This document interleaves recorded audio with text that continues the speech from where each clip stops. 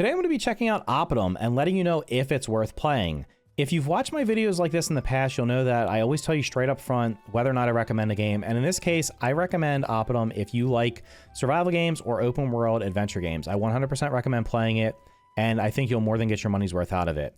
For those of you that's all you cared about, make sure to hit the like button, consider subscribing for more content just like this, leave me a comment for the algorithm, and if you want to be really cool, let the video play to the end. For everyone else that wants to hear why I like Oppidum and what I like about it, what I dislike about it, but why I recommend it overall, let's jump right into it. So first off, I want to thank EP Games, the developer and publisher of the game, for providing me with a Steam key a week ahead of time.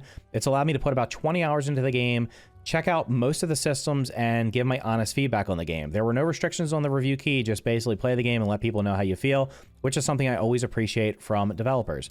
So the premise of Oppidum is you are dropped on the planet of Insul, or summoned here, and you have to help restore the city of Oppidum, which is the main city. It'll be the second city you end up going to. And what you do is you are dropped on the beach down there, you're going to pick up some resources, and then you come up here and you're going to build your little camp, which was going to involve putting down your tent, which is where you can sleep, and you'll also be able to place down a workshop, which will allow you to craft tools, weapons, shields, armor, and some various other items for progression. Once you've done that, you'll be tasked with going around and completing some quests for some NPCs. We'll take a look at some of the NPCs in just a minute, but I'm going to tell you straight up front, there's not going to be any spoilers. We're not going to talk about any of the quests or anything above just basically what is generally known about the game. So you'll be tasked with completing the quest for the NPCs. You'll come back, upgrade your camp, build some more of the crafting station via the blueprints, and then upgrade them in order to make better gear, better foods, and stuff like that to progress. So what kind of systems are in the game? Well, we're going to have a farm here, so you can farm crops. Crops can be used to make your own food. You can also use it to trade with some of the NPCs for various different items. We're going to have the cookery over here, or the kitchen, which is going to allow you to make different types of food. The foods will give you different buffs. You'll notice here, this one's going to give extra attack and rest buff. It's also going to restore a certain number of hearts. You can also, some of the quests are going to involve making foods and giving them to various NPCs. There's also going to be the animals here, which you can, in this case, the cows. I can collect milk from the cows, which is pretty cool. There's going to be sheep over here, there's going to be chickens over here. These chickens will also drop eggs, and we'll collect the eggs in just a second. And you can also pet, clean, and feed the cows. This is a level 2 farm, so I actually already have the hay in here, which automatically feeds them, and you can see here I can collect the eggs. There's also other animals you can use in your farms, which is going to be the sheep and the pigs over here. The sheep are going to give you wool, which will be needed to make, obviously, some of your armor. And then the pigs drop manure, which is used for, you can use it for trading, and it's also used for some other things in the game. So this is pretty easy to manage, and upgrading it will make things easier. So the first upgrade, like I said, auto feeds them. And I've gotten, I think, all of my crafting stations so far that I've made are at least at level 2. There's also going to be the leather working station over here. So the leather working is going to let you make leather cloth and then other things as you go on. This will let you make your better armors and stuff like that. We're going to have the forge over here. That's going to let you make stone blocks as well as ingots. And I guess we'll just claim all this stuff real quick. Then we have the lumber mill over here. So the lumber mill is going to let you make planks and some other things. Again, as you progress, you'll unlock more recipes. You can also see here that you can upgrade these things. I believe everything can be upgraded at least 4 times. And normally upgrades are going to cost stone, some type of wood, maybe an ingot and stuff like that. And each upgrade is going to cost a little bit more, require more resources.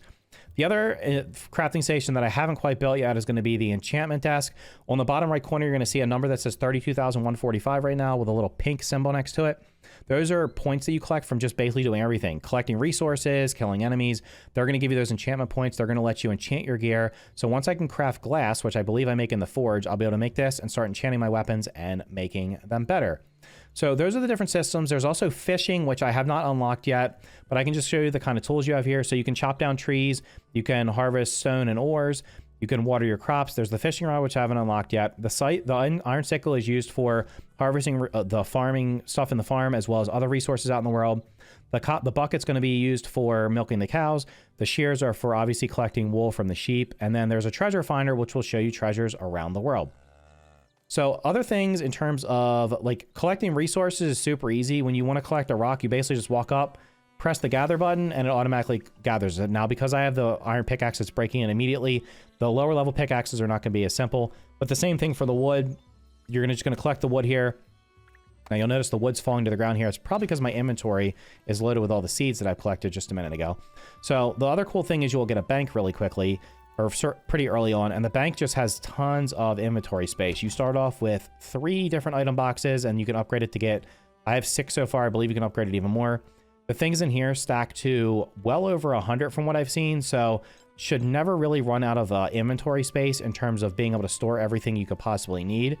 And the other cool thing is it should put them on the right tabs as well. So the game also has some standard survival things such as the eating. You can eat food. Now, honestly, you can't die from starvation, which I think is pretty cool. So you'll never die from starvation, although eating different foods will give you different buffs, so it's definitely worth using. There's going to be, for traveling, you will start off on foot, but you will very quickly end up getting a mount. The mounts in the game are going to be horses. You'll get this in the first city, which I'll head to in just a second. The mounts make getting around the world pretty fast, but there's also going to be other ways of fast traveling, which is going to be these scrolls here. So we'll really quickly head over to Latour, which is the first city. So I'm going to use this. It's going to open up a little portal, and it's going to transport me over here. So it instantly transports me over to Latour, which is the first city you get to. Now, looking at the map, you're going to be starting down here. I believe my camp's right here and going up here. This only takes a minute or two on the horse, so not that big of a deal. But I kind of just wanted to show you the other forms of travel. The other major city is going to be Oppidum. That is the other major city I've been to. I have not explored like the bottom quarter of the map down here. Although one thing I will say is you'll notice I have quests over here. Right from the start, you can literally just walk or get on your horse. Once you unlock it pretty early on, you can explore pretty much the entire map. Now, there's going to be higher tier enemies later on, so that's going to be a little bit difficult. But it's certainly, you can just kind of go wherever you want. So Latour is kind of like the first city you go to, and it has a lot of NPCs. I'm not going to talk to the NPCs because I don't want to spoil anything, but I recommend talking to all of them because they give you various quests. This person here is where you get the horses from, and then there's going to be traders in here that will trade different resources. Doing quests for these NPCs will unlock blueprints for crafting things, and also they'll give you rewards for it. And the quests are generally going to be one of a couple of things. It's either going to be go find me a specific number of resources, go cook me some kind of food, or could be go find a specific item that's going to be located somewhere. Like maybe it's I lost some kind of item and you have to go to a POI and find it. Or there's also going to be ones where you have to go clear out a POI, like go to this place and kill X number of enemies or clear out this specific enemy camp. So those are the kind of quests that are involved in the game. Combat-wise, I guess I'll just go over here and just show you the combat real quick. Combat's pretty basic. It's kind of okay. It's not like the best. It's not the worst, but I think it's serviceable. You will need to upgrade your armor and your weapons because otherwise you will die a lot if you do not just gear up properly. There are 4 different difficulty levels. I am playing on the as intended or as designed difficulty. There's also going to be story mode, which is super easy. There's an easy mode, which is between story mode and normal. And then there's also going to be a hardcore mode, which I would not recommend unless you want to die a lot, because even on normal, I've died quite a bit. So here's kind of the combat. You'll notice this guy, he's doing like an AoE attack here. But then when we get close to him, we're going to dodge roll, hit him with our sword. Now this guy's pretty tanky, so he takes quite a bit of hits to kill. The combat, you can just hold your shield up and block, and it should mitigate most of the attack, but your shield will take damage. But generally, you're going to want to dodge roll. I don't think you can parry. I think you just kind of dodge roll or block, but you're generally going to want to dodge roll because that's going to involve you taking the least amount of damage. There are going to be boss fights. I'm not going to show you any of the boss fights, but there are boss fights in the game. So far, I have fought the boss up here, and I think the boss over here. The boss fights are pretty well designed, and they kind of like you saw with that enemy where he put like a little circle on the ground for the AoE attack or the ranged attack. You can kind of get out of the way. So the bosses are pretty well designed. The first boss I beat on 1 try. The second boss, it took me 2 tries, but once I learned it. There's also going to be treasure here, which as you can see, I picked up treasure. So if you get the treasure finders, you can find treasure. After fighting the bosses, the other thing is going to be that the bosses will have stone. There's going to be a stone you summon them at. After you beat them, you can actually go up to those stones. You can actually make offerings to it. You 100% want to do this for a couple of reasons. Number 1, it's going to be the way you unlock your inventory upgrades. The inventory, you start off with just 2 rows of inventory here, and the stack sizes are pretty limited. So early game, you probably will have to be going back and depositing stuff on a regular basis. I think what happened was I did not make the offerings to the bosses very often, or I didn't do it for the first like 10 or 15 hours. So my inventory space was quite limited. So definitely after you beat that first boss, make sure you're using the are making the offerings. The offerings are going to usually be some type of resource, either a crop or something you get from the animals. So it could be eggs, manure, it could be one of the crops over here, it could be wool, stuff like that. And you will very quickly be able to upgrade or make the offerings. The offerings, in addition to giving you the inventory space, so they'll give you extra slots here. They'll increase the stack sizes. They'll give you the extra hearts, which you can see up in the top left corner. So you'll get those, as well as I think there's a couple of other things they give you. But you definitely want to make sure you're doing those offerings. And each boss has, I think you can, there's a handful you can make for each boss. So it's definitely worth doing. And honestly, they're pretty easy to upgrade, because honestly, what I found was, regularly it'll be like, oh, just use manure, and if you have the farm going here, you get a ton of the manure stuff without even having to worry about it. So it was pretty easy for me to upgrade them. So those are the kind of things, like I said, I don't want to spoil the boss fights for you, but the boss fights are pretty cool, and I think you'll definitely enjoy them.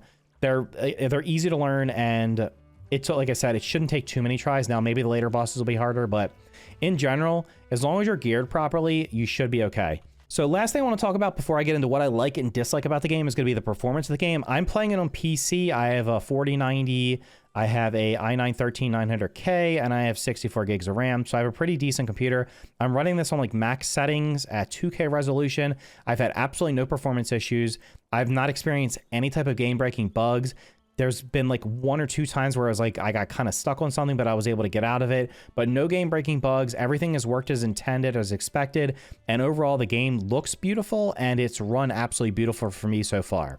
So now let's talk about what I like and dislike about the game, and then I'll give you my final thoughts on it. So the first thing I like is craft from storage. So I don't have to have anything in my backpack. You'll notice the only things that are in my backpack currently are going to be these basic things that I just picked up as I was been walking around.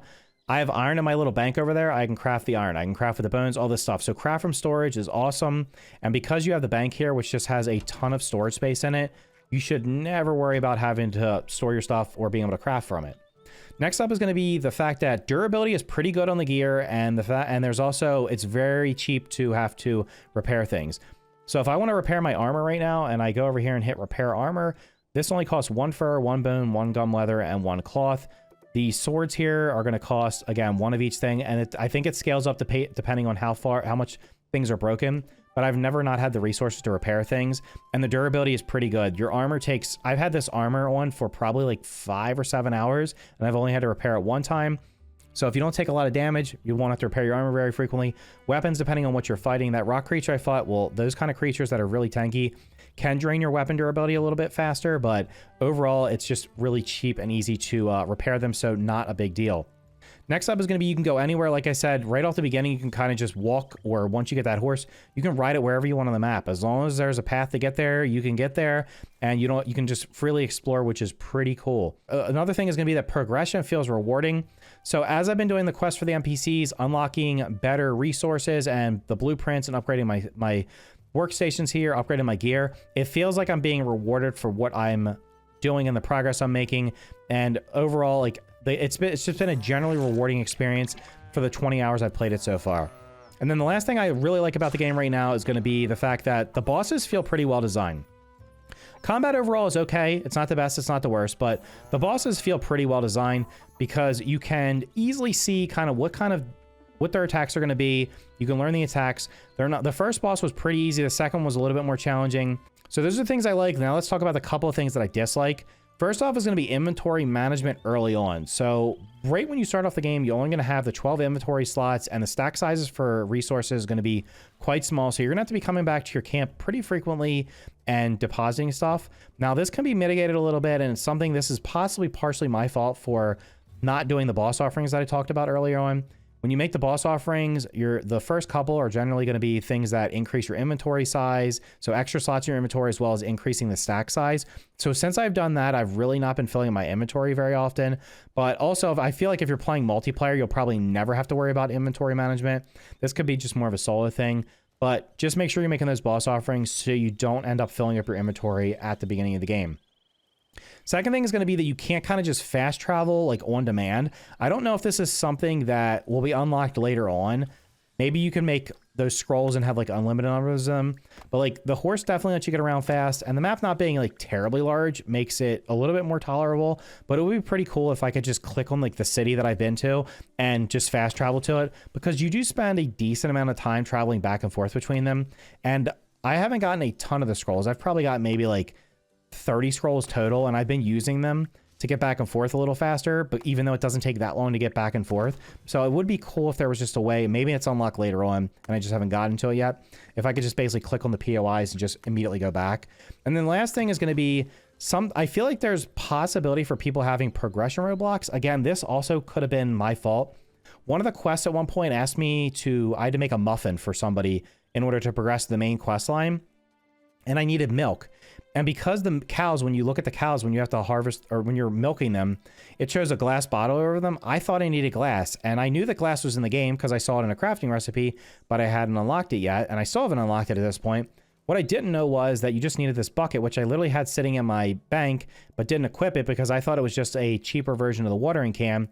Again, this could be my fault, but I ended up not being able to complete that main quest for probably a couple of hours.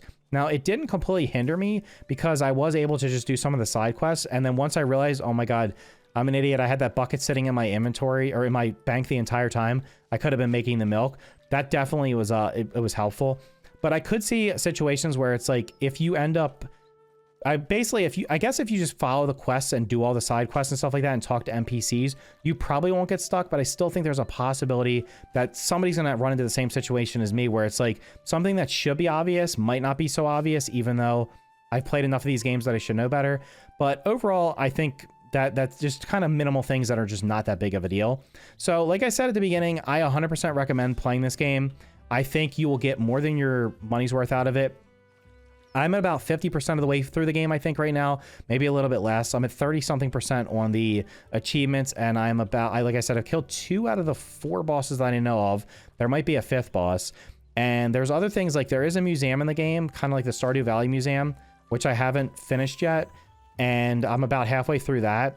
So, like I said, I'm about 20 hours in, and feel like I'm about halfway, so you'll probably get somewhere between 40 and 50 hours, depending on how much time you take. And I guess if you're playing solo or co-op might make the game go a little bit faster, but I think you're definitely going to get your money's worth out of the game. So overall, I've really enjoyed Oppidum. I think it's going to be I'm going to definitely 100% finish this game, and depending on, as long as it stays fun as I continue progressing through the game, I plan on doing 100% of the content in it. But at a very minimum, I'm definitely going to finish the story. I'm not a big story guy in games, but the story's been engaging enough to keep pushing me along.